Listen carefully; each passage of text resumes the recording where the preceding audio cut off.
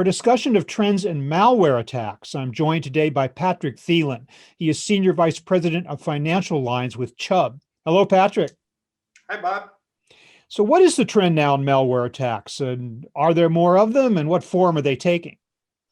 Yeah, to understand today's environment, particularly with regards to the manufacturing and critical infrastructure sectors, it's helpful to kind of go back in history a little bit because what we're seeing today in 2020 is really a continuation of what was already a trend.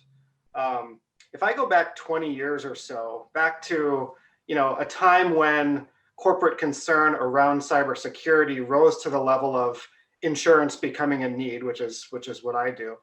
The focus was really on things like private data of consumers, things like operational reliance on data. And so we saw more focus in sectors like financial services, healthcare, technology as examples. And for the first 10 years or so of that, the bad actors, the cyber criminals, were mostly focused on exfiltrating that sensitive consumer information. After about 10 years, supply and demand, basically in these criminal marketplaces, caused them to change their strategies. Most cyber criminals are motivated by profit. And as the value of every new exfiltrated sensitive record become less and less, cyber criminals really started shifting their focus into strategies that they could directly monetize. And so that's where additional focus in the manufacturing sector really started, because several of their strategies really positioned manufacturers as potentially ripe victims. Well, the nature of the information that they're seeking now, is that different? They're still focused on getting consumer protected information. Depending on their motivation, they may be going after trade secrets, but examples of some of these direct monetization strategies that I referenced include things like extorting victims for ransom payments. Yeah. It includes things like installing what's called crypto mining software on their networks. Another potential gold mine for cyber criminals is getting into the accounting systems of their victims, because if they can see bills and invoices, then they can effectively copy those, insert their bank credentials, and send out those fake invoices to victims. And those are three of the common schemes that we see today in the manufacturing wow. sector. Is that a fairly new thing, what you just described, or is that also, have they been doing that for some time? It's all about trends. So these schemes have been around for a long time. For example, there was an example of ransomware in the 80s. But these schemes have been ramping up significantly in the last several years. And we actually share some of that trend data in our Chubb Cyber Index, where you can get kind of detailed insights of how these trends apply specifically to manufacturers or whatever other sector you're interested in. What is typically these days the point of entry for these criminals? How are they getting access to this sensitive stuff? Yeah, it varies by industry. Certainly in the manufacturing sector, the focus tends to be on the industrial control systems. As you probably know, many of these systems were developed many decades ago, before cybersecurity was a central focus. And according to the National Vulnerability Database, which publishes known vulnerabilities, there's hundreds of new industrial control system vulnerabilities that are published every year. And that trend continues to grow. In addition to just the volume of them, the severity of them tends to be quite high as well, with about 75% of those vulnerabilities categorized as critical. And unfortunately, about 70% of them as being exploitable from remote locations. And in 2020, as the operations of various manufacturers has to look for ways to make access to their control systems available remotely, those become even more potentially exploitable. Now, you talk about industrial controls. I have to think that that's directly related to the growth of the Internet of Things and the fact that so many of these devices and machines are online and therefore vulnerable to being accessed by these criminals. Is that correct? Exactly. And that applies to our homes, right, where we have more and more devices connected to the internet. It applies equally to manufacturers and other forms of business that are constantly evaluating new technologies that can certainly create efficiencies, can improve information utilization can drive throughput, but thinking about the way that you integrate those into your network, and thinking about potential vulnerabilities that those things could bring along with them is really important for risk managers. But again, how are they getting in? How are they getting access and breaking into these systems? Where are the vulnerabilities? So the two most common vulnerabilities that we see from in the manufacturing sector are, number one, social attacks against employees, and number two, malware.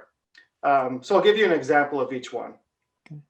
From a social perspective, oftentimes these take the form of simple links associated with emails.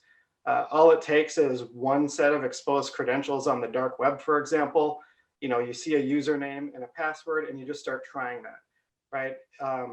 If cyber criminals get the credentials of one of your employees and it turns out they're using the same user ID and password on your corporate network, the cyber criminals can get into their corporate email, particularly if it's cloud-based or available on the internet. And once they're into corporate email, now you can see all kinds of communications, and you can see, who else within the organization seems to have responsibility or authority for certain types of, whether it's operations or financial payments, et cetera. And so that's oftentimes an entry point.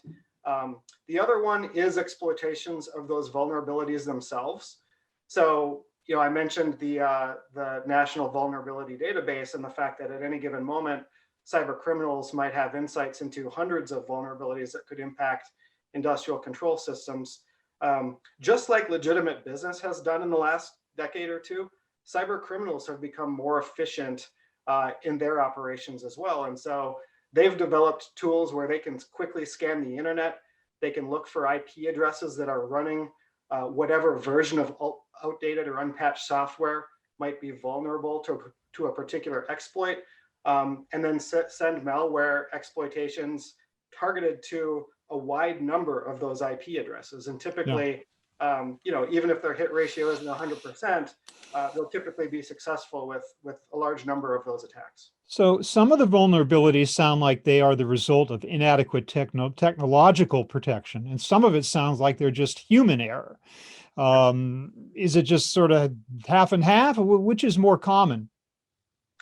That's a great question, and the truth is that a lot of attacks involve both. We see, frankly, bad or compromised credentials involved with 80% of cyber incidents that we handle as a cyber insurer. But by the same token, we see about 60% of cyber incidents involving software vulnerabilities that were unpatched, but for which a patch was available. Oh, so, there again, you can sit out a human error, not a technological error, if the patch was there. Yeah, so, absolutely. Yeah. So what are you telling companies these days? I'm sure that cyber insurance becomes a very important thing, but I think companies would prefer not to have it happen in the first place than to have to make an insurance claim after the fact. What are you telling as to what companies should be doing right now? What are the best practices, some of them, that companies need to be taking right now to protect themselves against the latest iteration of this malware and cyber criminal?